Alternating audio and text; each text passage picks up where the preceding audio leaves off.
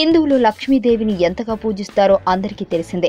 తమకు ధనం సిద్ధించాలని, అదృష్టం కలగాలని, ఆర్థిక సమస్యలు పోయి ఐశ్వర్యం కలగాలని ఆమెను వారు ప్రార్థిస్తారు. ఈ క్రమంలో కొందరికి కోరుకున్నట్లుగానే ఐశ్వర్యం కలుగుతుంది. అయితే అది ఓకే. లక్ష్మీదేవిని చాలా మంది పూజిస్తారు.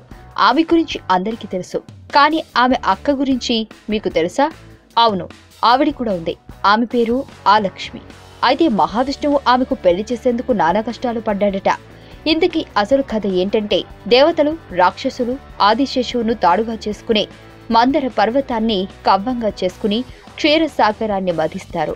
అప్పుడు దాంట్లో నుంచి అనేక వస్తువులు మాత్రమే కాదు, దేవతలు కూడా ఉద్భవిస్తారు. వారిలో లక్ష్మీదేవి ఉంటుంది. దీంతో శ్రీ మహావిష్ణువు లక్ష్మీదేవిని వివాహం చేసుకోవడానికి ముందుకొస్తాడు. అయితే లక్ష్మీదేవి అందుకు నిరాకరిస్తుంది.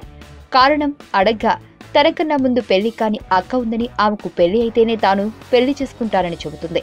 దాంతో విష్ణు లక్ష్మీదేవి అక్క అయిన ఆలక్ష్మికి పెళ్లి సంబంధాలు చూస్తాడు. అయితే ఎవరూ ఆమెను పెళ్లి చేసుకోరు. అవును, ఎందుకంటే ఆమె ఎక్కడ ఉంటే అక్కడ ఐశ్వర్యం నిలవదట, ధనం ఆగదట, పోతూనే ఉంటుందట. మరి అలాంటప్పుడు తెలిసి ఆమెను ఎవరు పెళ్లి చేసుకుంటారు చెప్పండి? అయితే వెతగ్గా ఆ లక్ష్మికి ఓ వరుడు దొరికాడు. అతను ఉద్దాలకుడు. ఆయన ఓ మహాముని. ఆయన లక్ష్మిని పెళ్లి చేసుకుంటాడు. దీంతో కథ సుఖాంతమవుతుంది. ఆ తర్వాత లక్ష్మీదేవి విష్ణువును పరిణయమాడుతుంది. అయితే ఉద్దాలకుడితో వెళ్లిన ఆ లక్ష్మి ఆయన ఇంట్లోకి వెళ్లకుండా గుమ్మం వద్దే ఆగుతుంది. ఎందుకని అడగ్గా తాను శుభ్రంగా ఇంట్లో ఉండనని, మురికిగా అపరిశుభ్రంగా ఉన్న ఇంట్లోనే ఉంటానని, దుస్తులు కూడా అలాగే ఉండాలని చెబుతుంది. అంటే ఏ ఇంట్లో అయితే మురికిగా అశుభ్రంగా ఉంటుందో అక్కడ ఆ లక్ష్మి ఉంటుందట. అంటే ఆ ఇంట్లో డబ్బు నిలవదని మనకు తెలుస్తుంది. అందుకే ఎవరైనా తమ ఇళ్లను పరిశుభ్రంగా ఉంచుకోవాలి, శుభ్రమైన దుస్తులను వేసుకోవాలి. అప్పుడే లక్ష్మి నిలుస్తుంది.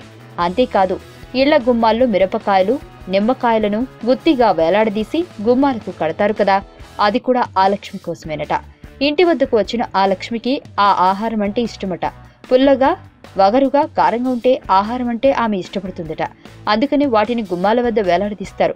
ఈ క్రమంలో ఒకవేళ ఆ లక్ష్మి వస్తే వాటిని ఇక ఆ ఇంట్లోకి వెళ్లకుండా బయటికి పోతుందని అందరూ నమ్ముతారు.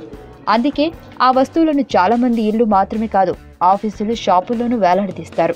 ఇక లక్ష్మీదేవిని పూజించే వారు తీసుకోవాల్సిన జాగ్రత్త ఇంకోటి ఉంది. అదేంటంటే, భక్తులు ఎప్పుడూ తామర పువ్వులలో కూర్చుని ఉన్న లక్ష్మీదేవి ఫోటోలను పూజించాలి. దీంతోనే ధనలక్ష్మి, ఐశ్వర్యం కలుగుతుంది.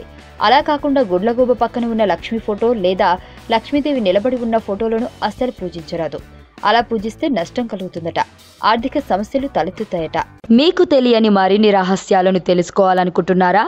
అయితే సబ్స్క్రైబ్ చేయండి రహస్యవాణి.